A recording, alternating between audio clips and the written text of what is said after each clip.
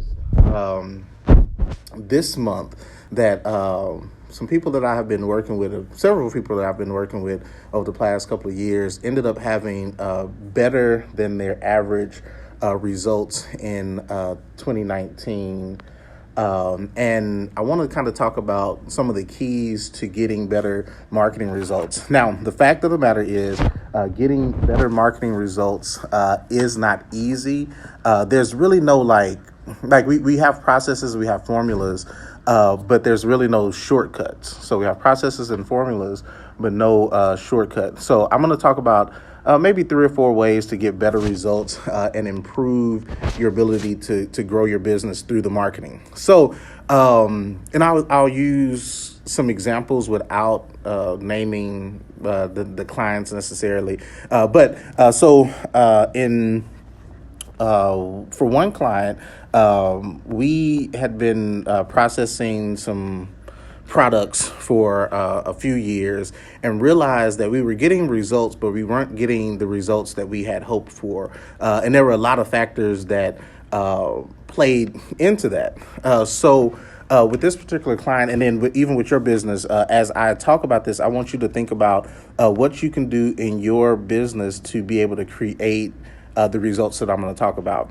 And it's really at its simplest form is being able to have your product, but then being able to communicate effectively your product, your services to the people who need it. Many of you may see advertisements, you may see all kinds of stuff that deal with how to get results, how to do this, how to do this. But the truth of the matter is, though processes often work, you have to put the right effort in. So the first thing in creating better results for your marketing is to clearly define what your marketing is.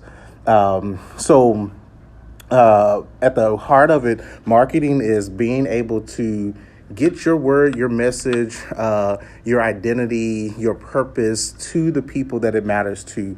And in return for giving that value of who you are, what you do, they end up eventually purchasing material. So the goal is put a message out that connects to the right people, that shares the right information, and then meets a need or meets a desire. And then from there, being able to take that person through a process that gets them your product. So in theory, this is very simple. Let's say you own a car wash. If you own a car wash, you provide a service that gets a result. So someone's car is dirty. This lighting is killing me. I have to keep my hand here to keep the lighting right on me. So let's say you have the car wash. The result that you sell is the fact that once a person brings their car to your car wash, their car will be clean. Very simple. Let's say you own a restaurant. The result is somebody comes to your restaurant. They are hungry. They get food. So at simplest form, it's saying, okay, what do we offer that gets somebody what they need? So when we identify what the people need and how we can solve the problem, then we have to communicate why the way we solve the problem is the most effective way or an effective alternative to what they're probably already doing. So with marketing, we're not talking about the design of anything. We're just talking about the thought processes. So with the car wash, you have the car wash, and somebody could choose to wash their car themselves. But there may be obstacles to them washing the car themselves. Maybe they live in an apartment where they don't have access to the water hose, or they live next to a standard car wash, but they still have to wash it themselves and they don't want to wash it themselves. So they choose your automated car washing place, or your automated car washing place is an option for them to get their car washed. So when it comes to that person, your audience is a person that has a car, that needs their car washed and doesn't want to wash it themselves. So then you have to communicate, well, if my target audience, if the people I'm dealing with have cars. They want the cars washed. They don't want to do it themselves. They also don't want to pay an arm and a leg. Then you have to communicate how what you offer meets those needs in the way that they want it, at the price that they want it, and creates the value that they need. So once a person's car is washed, they feel happier. They feel better. Their car isn't scratched up, whatever. So when you have your product, if you even, for you that are watching that have products or have services, I would suggest writing down a few things a few ways that your product meets the need or the desires of the people you're trying to sell. So, and y'all can talk back to me. I will respond. This is really live and I can talk, but I would love for you to say something. So if you have questions, you can post those questions. You can share the video. You can show me some love. But anywho, so the first part about creating better results is to understand what your audience needs, their needs, their wants, their desires, and then being able to communicate how you can do that. Now, with the communication, sometimes the communication isn't going to happen just one time. You may have to communicate the same or similar messages multiple times. You may have to, let's go back to the car wash example. When you communicate the message to them, you may have to say it multiple times in different ways. And when I say in different ways, it may be, you may have to say it on social media. You may have to say it in a face-to-face meeting. You also may have to say it via video. You may have to say it via text message, via email, because people get busy. Their lives happen, and life happens. So to be able to improve your results, you have to be able to connect with your audience. The way you connect to your audience can be different based on the service or product that you provide. But at the end of the day, it has to be communicated well. Not only does it have to be communicated well, but what you're communicating has to be able to touch them where they are. That gets them the desire to make a switch. So let's go back to the car wash. So the car wash, the audience is, and my internet, I think, is tripping. Let me. Okay, my internet is back now. All right, so your audience for a car wash are people that have cars, which is a narrow audience, or people that just want to wash stuff that you can take through your car wash.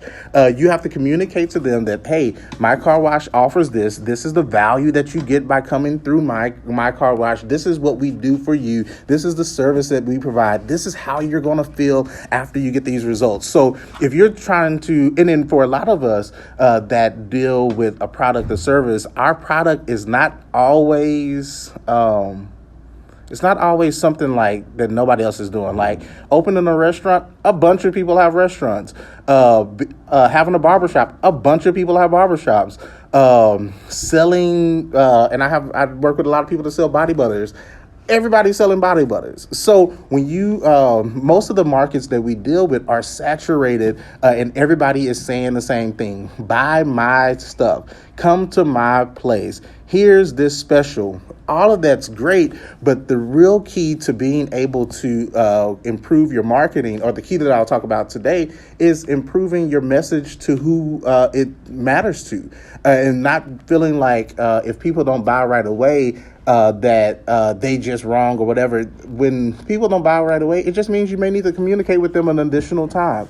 Sometimes that communication is, instead of you saying, hey, if you come to my car wash, you're going to get a discounted wash, versus saying, when you come to my car wash, we make sure that we give you a custom wheel cleaning for free.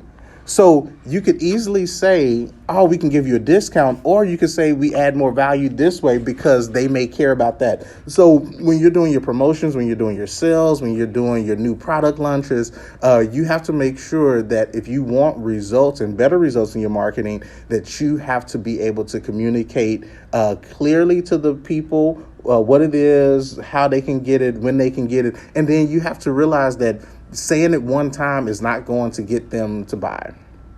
Because even from a sales perspective, when you purchase a product, you may be out to buy a car, and the company may have the right car, but the wrong color.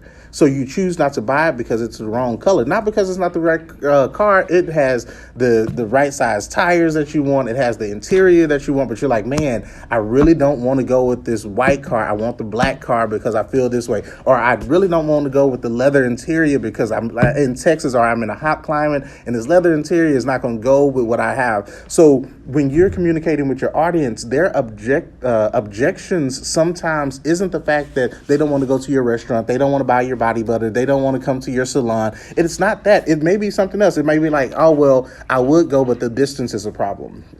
Or I would do this, but I have this other thing that I'm using, and once I'm finished with that, I can switch over. It's kind of like even switching television companies. We're marketed television companies or television providers all the time, and sometimes the difference in these providers is one may have a channel that the other doesn't have, or one may have more channels, or some different things come with the bundles. When you are in a competitive market, you have to offer a unique value or unique selling proposition that makes people say, I want this over this. Now, sometimes when we sell stuff, it's not a need. It may be a want base. So if you are selling something that requires people to use their like extra money or whatever the word I'm trying to think of, if you're trying to get them to buy something that uses extra money, you have to go about that a different way. Like Geico uses comedy, uses storytelling to where even if you don't know or even if you don't have their product, you know about their brand, you understand who they are by what they say. So with your products, it's okay to say that, hey, you have a product, you have a business, but what's in it for the customer? Because at the end of the day, selling a product and making the money from the product, that benefits us. How does your product, how does your company benefit the people that you're trying to serve? How does your product help solve this problem? Let's say a problem. Let's say you do something. You offer a product that's just a fun product, like escape rooms or bowling alleys, or you offer something that is a leisure activity. How do you get people to purchase a leisure activity? Well, you don't sell that the same way that you sell cars.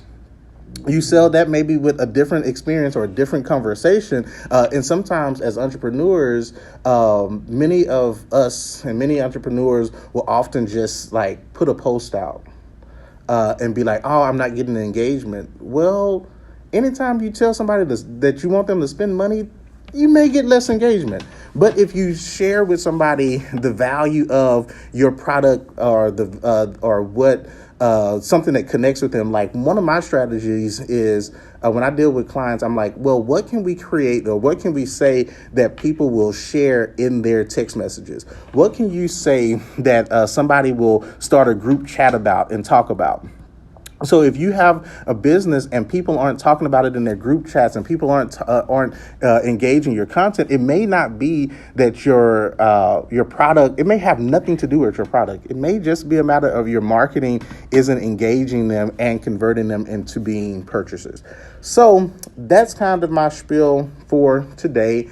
But getting your marketing results up, like honestly, like in December, one of my clients and partners, I think we did in December alone, I think we did more than we had done for like the first 2 quarters of the year, because we tweaked some stuff and we were like, hey, we're going to make this change happen. Another one of my clients tripled her income in 2019 after having a couple of meetings, because it was like, oh, just transition this, do this. She got more engagement. And now even in her industry, people are mimicking the things that I've told her to do. And she's grinding. So to get better results, you may have to do something different, but you want to do stuff different that allows your audience to be connected. Like products don't sell themselves, people sell products. And sometimes products do sell themselves if they're just a totally great product that you need. But yeah, that's my spiel. Hopefully y'all have a great day. Love you. Peace.